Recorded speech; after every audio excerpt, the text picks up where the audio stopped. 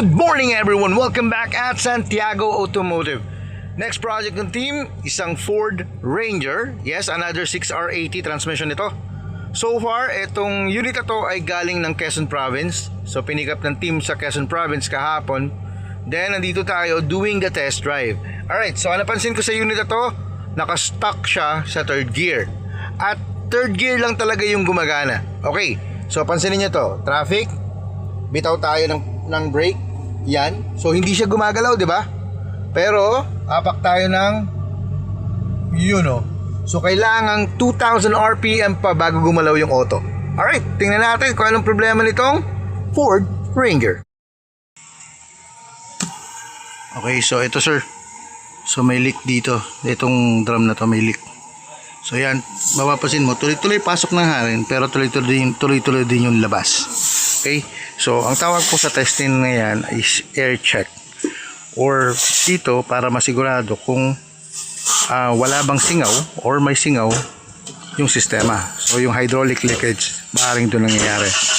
Ito naman ay isang 6R80 or ito yung automatic transmission nitong Ford Ranger na to. Yan. Then isa sa mga kasabay nito is itong transfer case naman nitong Ford Everest. So far i-reinstall na lang din ulit kasi dahil bumigay yung plastic na nilagay. So ito ay isa sa mga unit na pinagkatiwala sa atin galing ng Quezon Province ng ating trade partner. Actually hindi lang trade partner, kamag-anak din. So yung DMES, sila po yung ating partner sa South.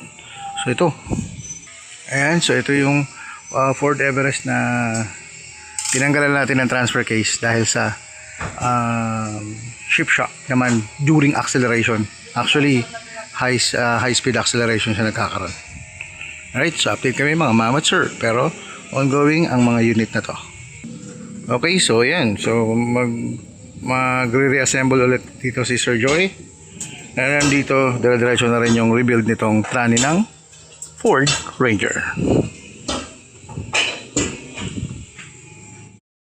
6R80 mo. So ito, na full tear down na ni Sir Joy yung ating trani. So confirm na yung mga hydraulic leakage ay galing dito sa yung mga goma natin matitigas na.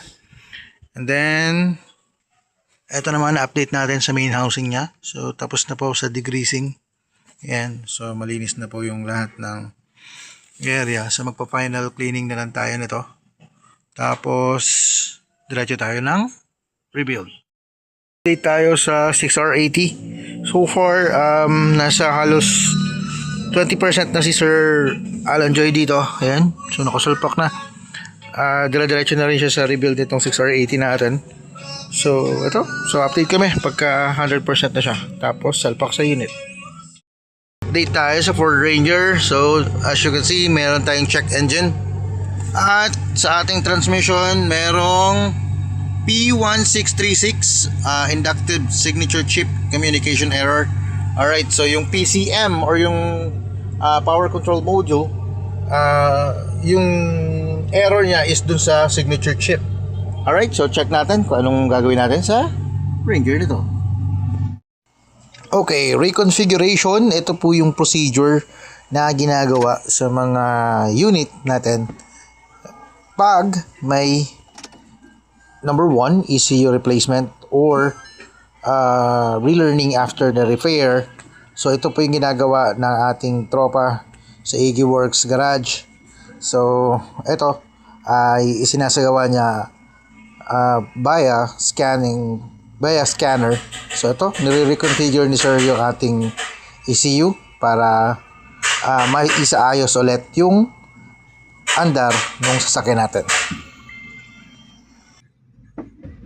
Good afternoon everyone, welcome back at Santiago Automotive. So okay, nandito na tayo sa Arco ng Quezon Province. So we are 100 kilometers away from the shop. So ibig sabihin, dinideliver na natin tong Ford Ranger ni Sir. So far okay na. Ito yung